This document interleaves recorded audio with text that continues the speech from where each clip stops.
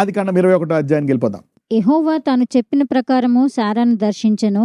యెహోవా తానిచ్చిన మాట చొప్పున సారాను గూర్చి చేసెను. ఎట్లనగా దేవుడు అబ్రహాముతో చెప్పిన నిర్ణయ కాలములో సారా గర్భవతి అయి అతని ముసలితనమందు అతనికి కుమారుని కనెను. అప్పుడు అబ్రహాము తనకు పుట్టినవాడును తనకు సారా కనినవాడునైన తన కుమారునికి ఇస్సాకు అను పేరు పెట్టెను. మరియు దేవుడు అబ్రహాముకు ఆజ్ఞాపించిన ప్రకారము అతడు 8 దినముల వాడైన ఇస్సాకు అను తన కుమారునికి సున్నతి చేసెను. అబ్రహాము కుమారుడైన ఇస్సాకు అతనికి పుట్టినప్పుడు అతడు 100 ఏండ్లవాడు. అప్పుడు సారా, దేవుడు నాకు నవ్వు కలుగ చేసెను, వినువారెల్లా నా విషయమై నవ్వుదురు అనెను. మరియు సారా పిల్లలకు స్తన్యమిచ్చినని ఎవరు అబ్రహాముతో చెప్పును, నేను అతని ముసలితనమందు కుమారుని కంటిని కదా అనెను. ఆ పిల్లవాడు పెరిగి పాలు విడిచెను. ఇస్సాకు పాలు విడిచిన దినమునందు అబ్రహాము గొప్ప విందు చేసెను. సో ఫైనల్గా అబ్రహాంకి కొడుకు పుట్టేశాడు. 50, 60, 70, 80, 100 ఏళ్ళకి ఈ నిరీక్షణ అంతా ఏంటి? Never your waiting in God will be wasted. నీవు దేవుని సన్నిధిలో దేవుని కొరకు నీ బలహీనతలో, బలాల్లో, వేదనల్లో, నా అధిక విశ్వాసములో, అల్ప విశ్వాసములో ఎలాగోలాగా నీకు దేవుని వెంబడిస్తుండగా నీకు జరిగిన రోగాలు, బాధలు, కష్టాలు, నష్టాలు, ఆప్తుల మరణాలు ఎన్ని జరిగినా సరే నువ్వు వెంబడిస్తున్నావు అనుకోండి, ఏది వ్యర్థం కాదు, అన్ని తిరిగి ఇచ్చేస్తాడు. God restores everything back. You need to learn that. సారాని ఆ దుఃఖాన్ని మొత్తానికి ఆయన నవ్వేటట్టు చేశాడు. నాతో పాటు నవ్వుతా. ఎవరన్నా అనుకున్నారా అబ్రహాముకు 100 ఏళ్ళకి పుడతాడని? ఎవరైనా అనుకున్నారా నేను నా బిడ్డకు పాలిస్తానని 90 ఏళ్ళకి? You see that. అంటే ఒక్కొక్కసారి చూస్తే నా మీద ఎక్కువ టార్గెట్ చేస్తున్నాడు దేవుడు, నన్నే ఫోకస్ చేసి స్పెషల్గా నాకే ఈ వేదనలో కష్టాలన్నీ పెడుతున్నాడు. నేను ఎక్కువ పాపాలు చేశానేమో. మరి సారా అనుకొని ఉంటుంది, నేను ఎన్ని పాపాలు చేశానో నాకు ఇంత లేటు. నా ఈ 90 ఏళ్ల వయసులో కొన్ని 100,000 మందిని ఆ పిల్లల్ని ఎత్తుకున్నాను, పేర్లు పెట్టాను. Remember, God rewards your faith. విశ్వాసం ఈ భూమి మీద ఈ యుగముతో ఆగిపోదు. There is an eternity. Just follow this God with faith. ఎన్ని ఉన్నాయి at the end of the day? చాలా మంది ఈ భూలోకంలో జీవనాన్ని వదులుకున్నారు. ఎందుకో తెలుసా? కొంతమంది కావాలని సంపరచబడ్డారంట, శరీరాన్ని అప్పగించారంట. కొన్ని ఇక్కడ సంతోషం జరుగుతాయి, కొన్ని అక్కడ సంతోషపడతాం. మరి ఇక్కడ చూస్తే సారా 89 ఏళ్ళు విశ్వాసాన్ని కాపాడుకోవడం చాలా గొప్ప. అబ్రహాం కూడా. మరి ఇలాంటి సమయంలో మరి సారాని ఎంతమంది అని ఉంటారు, అబ్రహాముని ఎంతమంది అని ఉంటారు, ఈ రాజు కూడా అని ఉంటాడు ఇక్కడ. ఓకే, అబిమెలెక్ వాళ్ళందరూ అని ఉంటారు. ఆయన ప్రేయర్ చేయగా మనం కనీసం మరి ఆయనకి పిల్లలు లేరంట, అదేంటిది?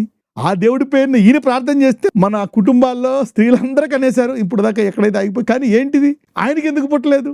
So never compare yourself. సైతానుడు చేసే పనే అది. ఈ భూమి మీద ముఖ్యంగా కంపారిజన్. స్త్రీలేంది, పురుషులేంది, పిల్లలేంది, జలసి, కంపారిజన్. ఒకవేళ కంపారిజన్ ఉంటే అది హెల్దీగా ఉండాలా. ప్రభువా నీ చిత్తమేంటి నా పట్ల? నాకు తెలుసు నీవు గొప్ప దేవుడు, నీవు పక్షపాతం లేనివాడవు, అందరినీ ఒకేలా చూస్తావు, వాళ్ళకి అన్నీ ఇచ్చావు, నాకేమేమలేదు, నా పట్ల నీ చిత్తమేంటి అడగాల. Then God has something for you. దేవుడు బయలుపరుస్తాడు. Anything, go talk to God. అడగాలి అప్పుడప్పుడు దేవుడిని, ప్రభువా ఏంటి నాకు ఇంకా పెళ్ళి అవ్వలేదు, నాకు ఇంకా పిల్లలు పుట్టలేదు. Don't leave God. మరి 89 ఏళ్ళు సారా ఎలా తట్టుకుందో? అబ్రహాముని మరి అనుంటుంది, పొద్దున్న లేచి యాత్రికుల్లా నడుపుతా ఉన్న, పిల్లలు అందరికీ పుట్టారు, నాకే పుట్టలేదు, నాకు విశ్వాసం రావట్లేదండి. మరి అబ్రహాం ఎలా తట్టుకున్నాడు? దీన్ని బట్టి ఏం తెలుస్తుందంటే, ఎంత ఆలస్యం అవుతున్నా అంతమ వరకు నీవు విశ్వాసాన్ని పట్టుకోవడమే మంచిది. So the best thing is to hold on to faith. If he gives is good, it doesn't give, just hold on. అవతల వాళ్ళకి 100 ఇళ్ళు కొనేసారు, నీకు 1 ఇల్లు కూడా లేదు, just hold on. God is not a partial God. God is a rewarder of faith. దేవుడు విశ్వాసానికి బహుమానం ఇచ్చు దేవుడు. I don't know how they have born this. ఈ భయాలతో దీంతో అబ్రహాం వెళ్ళాడంటే కదా, ఎన్ని అవమానాలు, ఎన్ని బాధలు, ఎన్ని శోధనలు. కానీ it's not about man, it's about Jesus. 9వ వచనం.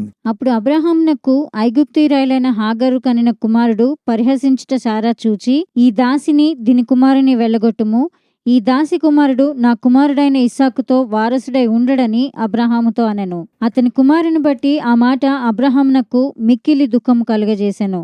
అయితే దేవుడు, ఈ చిన్నవాని బట్టియు నీ దాసిని బట్టియు నీవు దుఃఖపడవద్దు, సారా నీతో చెప్పు ప్రతి విషయంలో ఆమె మాట వినుము, ఇస్సాకు వలన అయినదియే నీ సంతానం అనబడును. చూసారా?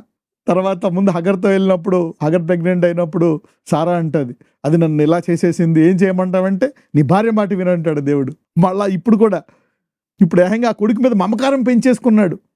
ఎన్నేళ్ళు పెంచాడో తెలీదు, 10 ఏళ్ళ, 7 ఏళ్ళ, 8 ఏళ్ళ, వీ డోంట్ నో. మమకారం పెంచుకున్న తర్వాత అబ్రహాంని మరి ఆ కుమారుణ్ణి తీసుకెళ్ళిపో అని చెప్పినప్పుడు అబ్రహాంకి మరి ఎంత బాధేస్తుందంటే అంత బాధేస్తుంది. కానీ ఒకటి, let us not move by emotions, affections.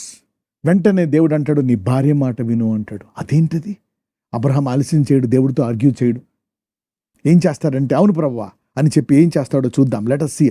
అందుకే అబ్రహాంతో మరి విశ్వాసంతో ఎలా నడుచుకోవాలనేటువంటిది తెలియాలి. How to walk by faith, not by emotions. Okay, let us see. అయినను ఈ దాసి కుమారుడును నీ సంతానమే కనుక అతని కూడా ఒక జనముగా చేసేదనని అబ్రహాముతో చెప్పెను. కాబట్టి తెల్లవారినప్పుడు అబ్రహాము లేచి ఆహారమును నీళ్ళతిత్తిని తీసుకొని ఆ పిల్లవానితో కూడా హాగరునకు అప్పగించి ఆమె భుజం మీద వాటిని పెట్టి ఆమెను పంపివేశెను. ఆమె వెళ్లి బెయేర్షెబా అరణ్యములో ఇటు అటు తిరుగుచుండెను. ఓకే, ఇప్పుడు తన సొంత కొడుకు, తన భార్య, ఓకే, దేవుడు దాసి అని అంటాడు అక్కడ. మరి వాళ్ళని పంపేస్తున్నప్పుడు ఇక్కడ చూస్తే దేవుడు, ఒకసారి 14 చూద్దాం. కాబట్టి తెల్లవారినప్పుడు అబ్రహాము లేచి ఆహారమును నీళ్ళతిత్తిని తీసుకొని ఆ పిల్లవానితో కూడా హాగరునకు అప్పగించి ఆమె భుజం మీద వాటిని పెట్టి ఆమెను పంపివేశెను. స్త్రీలనివ్వలేదు, ఒక 10 మంది మరి స్త్రీలనివ్వాల, ఒక 15-20 మంది పురుషులనివ్వాలా.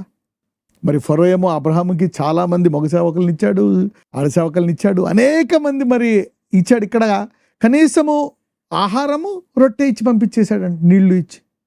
మరి తిన్న తర్వాత, తాగిన తర్వాత ఎలాగా? కనీసము ఒక నెలకు సరిపడాన్ని ఇవ్వాలా. అబ్రహాం ఎంత ధనికుడు అంటే సంవత్సరానికి సరిపడగా ఇవ్వాలి. You should give at least for 1 month. Look at this man. అంటే ఏంటి? What is he's telling?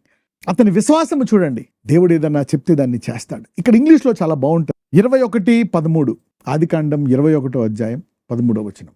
అయినను ఈ దాసి కుమారుడు నీ సంతానమే గనక అతన్ని కూడా జనముగా చేసేది అబ్రహాంతో చెప్పాను. And also of the son of the bond women will I make a nation because he is దై సీడ్. ఈ బిడ్డను కూడా నేను I will make him a nation. మరి ఇంతకు ముందు దాంట్లో చూసినట్లయితే I will make him a great nation అని కూడా చూస్తాం. మరి అబ్రహాంకి ఇప్పుడు విశ్వాసం పెరిగిపోయింది. 100 ఏళ్ళైనా నాకు కొడుకునిచ్చాడు, సారాకి మరి ఇలా చేశాడు, దేవుడు ఏదైనా చేయగలడు, ఇక ఈమెకి నేను ఎక్కువిస్తే ఏంది, ఇవ్వకపోతే ఏంది అని చెప్పి ఆ పూటకి ఆహారాన్ని నీళ్ళు ఇచ్చి పంపించేశాడు. Can you believe it? Look at the faith of this man. ఆ పూటకి ఆహారాన్ని నీళ్ళు ఇచ్చి పంపించేశాడు. కొడుకు, భార్య, I make him a great nation, గొప్ప జనముగా చేస్తాను, దేశాన్నిగా చేస్తాను, ఇచ్చేసాడు. Let us see what happened. చూద్దాం. ఆమె వెళ్లి బెయేర్షెబా అరణ్యములో ఇటు అటు తిరుగుచుండెను. ఆ తిత్తిలోని నీళ్లు అయిపోయిన తర్వాత ఆమె ఒక పొద క్రింద చిన్నవాని పడవేసి ఈ పిల్లవాని చావు నేను చూడలేనని అనుకొని, పైగా ఎడారిలో ఒక బాటిల్ నీళ్ళు ఎవరైనా ఇస్తారా?